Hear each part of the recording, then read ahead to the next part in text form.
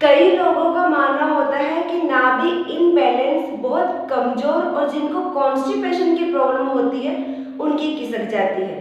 लेकिन मेरा मानना है कि ऐसा बिल्कुल भी नहीं है, क्योंकि मैंने ऐसे भी लोग देखे हैं जिनका शरीर काफी मजबूत और हष्ट-पुष्ट और मजबूत है, जिनको कॉन्स्टिपेशन की प्रॉब्लम नहीं है, फिर भी उनकी नाभि खिसक जाती है। हाँ, ऐसा जरूर है कि नाभि खिसकने के बाद कॉन्स्टिपेशन, पेट में जलन, आंखों में जलन और हेडेक जैसी समस्या सामने आ सकती है। ये ऐसी समस्या हो सकती है। नेवल, अपर, डाउन, लेफ्ट, राइट किसी भी दिशा में इम्बैलेंस हो सकती है। मेरे अनुभव में इसका कोई पर्टिकुलर रीजन नहीं होता है कि इन्हीं कारणों से नेवल इम्बैलेंस हुई है। अब सबसे जरूरी बात, अगर नाभि इनबैलेंस हुई है तो इसे पहचानना कैसे है, क्योंकि कई बार लोगों को पता ही नहीं होता कि शरीर में जो भी समस्या हो रही है वो नाभि इनबैलेंस की वजह से हो रही है। लेकिन अच्छी बात यह है कि आप घर बैठे खुद अपनी नाभि चेक कर सकते हो और एक्यूप्रेशर की मदद से उसे बैलेंस कर सकते हो। तो इस पार्ट में हम सीखेंगे कि इनबैलेंस नाभि को चेक कैसे करें और एक्यूप्रेशर की मदद से इसे बैलेंस कैसे करें। फिर सेकंड पार्ट में हम उन एक्सरसाइज की बात करेंगे जो नाभि को केंद्र में लाने में मदद करें। तो फर्स्ट हम बात करते हैं कि अपनी नाभि को कैसे चेक करें। पहले दोनों हाथों को जॉइंट करेंगे नमस्कार पोजीशन में, और जो फर्स्ट फिंगर है, इंडेक्स फिंगर और थंब, दोनों को जॉइंट करेंगे, इक्वल रखेंगे, ऊपर नीचे नहीं रखेंगे। जॉइंट करने के बाद हम पीछे से हाथ को चेक करेंगे। ये मैंने ड्राइंग इसलिए की है क्योंकि यहाँ पे हमारी हार्ट लाइन है, ये प्रणय लाइन है, और ये लिटिल फिंगर पे जो परव बने होते हैं उनकी लाइन होती है। इन्हीं से हम चेक करते हैं। दोनों हाथों में लाइन होती है। अब हम इनको जॉइंट किया। जॉइंट करने के बाद हम देखते हैं कि आगे वाला हिस्सा है वो पूरा इक्वल है, ना तो आगे है ना पीछे। फिर जब हम पीछे की तरफ देखते हैं तो देखेंगे, चेक करेंगे कि जो लाइन है वो इक्वल में नहीं है, वो आगे पीछे है। तो इसका मतलब है कि हमारी नाभि है वो इनबैलेंस है।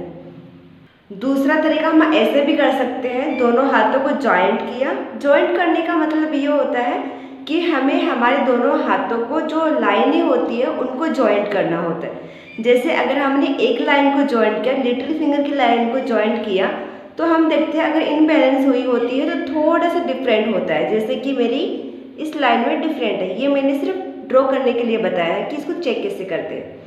तो लाइन को हम जब जॉइंट करते हैं तो रेखाओं में इनबैलेंस आ जाता है। दूसरा तरीका हम ऐसे भी चेक कर सकते हैं, लेट करके या बैठ करके।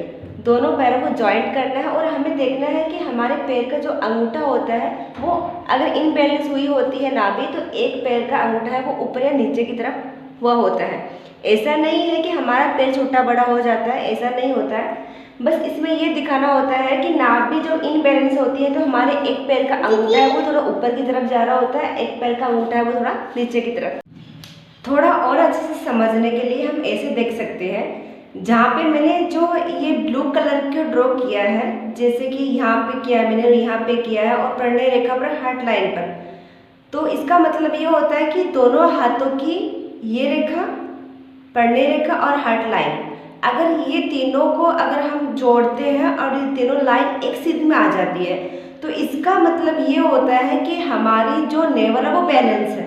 अगर इनमें कोई भी रेखा ऊपर नीचे हो जाती है तो इसका मतलब होता है कि नाभि इनबैलेंस हो जाती है। जब हमें समझ आ जाता है कि नेवल इनबैलेंस है, तो अब हम बात करते हैं कि इसको ठीक कैसे करें, बैलेंस कैसे करें। तो फर्स्ट है तो हमारी हथेली का जो बीच का केंद्र है, यहाँ पे पॉइंट होता है, इस पॉइंट को प्रेस करना है। दूसरा पॉइंट होता है, दोनों हाथों में ही पॉइंट प्रेस करने होते हैं। दूसरा पॉइंट होता है जो मिडिल फिंगर है, इसको हमें इस साइड से प्रेस करना होता है। जैसे कि ये हाथ और हमें मिडिल फिंगर पे प्रेस करना है, यहाँ पे प्रेस करना है। तो दोनों हाथों में हमें प्रेस करने का तरीका ये देखना होता है कि जो रिंग फिंगर होती है उस साइड से हमें प्रेस करना होता है। और ऐसे ही एक पॉइंट हमारे पैरों में होता है, जो जैसे कि हथेली में सेंटर में होता है वैसे ही पैर के में भी सेंटर में होता है। इस पॉइंट को प्रेस करना होता है। और पैर में ऐसे ही एक पॉइंट और होता है जिसे हम मर्म पॉइंट भी कह सकते हैं। टखने के नीचे जस्ट एक नस जा रही होती है जो एकदम उभरी हुई होती है, जिसे हाथ लगाने से हम पता लगा सकते हैं। तो उसको इस तरह से पकड़ना है हल्के से और इसको अपनी तरफ पुश करना है, मतलब उसको रफ करना होता है, इससे भी नाभि बैलेंस हो जाती है। अगर आपके लिए ये वीडियो हेल्पफुल रही हो तो आप खुद भी अपने लिए अप्लाई कीजिए और उनको भी शेयर कीजिए जिनको नाभि इनबैलेंस की समस्याएं होती है।